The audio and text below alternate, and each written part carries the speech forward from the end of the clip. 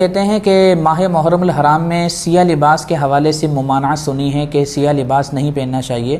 اور کچھ لوگ کہتے ہیں کہ سرخ اور سبز لباس یعنی ریڈ کلر کا کپڑا پہننا اور سبز یعنی گرین کلر کے کپڑے پہننا بھی ان دنوں میں منع ہوتا ہے۔ کیا شرعی حکم ہوگا؟ دیکھیں، ماہ محرم الحرام کا جو پہلا عشرہ ہے، یکم محرم سے لے کر 10 محرم الحرام تک، ان 10 دنوں میں ان تینوں لباس کو پہننے سے علماء نے منع فرمایا ہے۔ خصوصاً سید اعلی حضرت امام اہل سنت رحمۃ اللہ تعالی علیہ نے ماہ محرم الحرام کے پہلے عشرے میں سیاہ لباس پہننے کو روافض کی علامت کی وجہ سے ممنوع قرار دیا، اور سرکار کریم علیہ الصلوۃ والسلام کی حدیث بھی ہے، من تشبہ بقوم فہو منہم، کہ جو جس قوم سے مشابہت اختیار کرے وہ انہی میں سے ہے۔ شارحین اس حدیث پر کلام کرتے ہوئے فرماتے ہیں کہ اس کا مطلب یہ ہے کہ جو صالحین سے مشابہت اختیار کرے گا انہی میں سے ہے، اور جو کافر و فاسق اور بدعتی سے مشابہت اختیار کرے گا تو وہ انہی میں سے ہے۔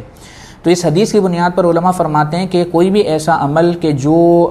غیر مسلموں سے یا بد مذہبوں سے مشابہت دینے والا ہو، اس سے اجتناب کرنا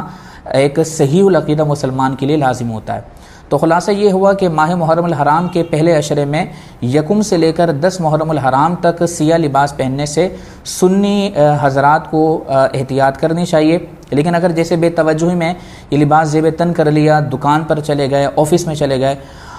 یا کوئی بینک میں جاب کرنے والا ہے وہاں چلے گئے، اور پھر جا کر دیکھا، غور کیا تو پتہ چلا کہ سیاہ لباس پہنا ہے، تو ایسی صورت میں ہم اس کو گناہگار قرار نہیں دیں گے، لیکن کوشش یہ ہونی چاہیے کہ ان 10 دنوں کے اندر سیاہ لباس پہننے سے اپنے آپ کو بچائیں، کہ جب آپ سیاہ لباس پہنیں گے تو دیکھنے والا ہو سکتا ہے آپ کے بارے میں بدگمان بھی ہو جائے، اور دوسرا چونکہ اس کے اندر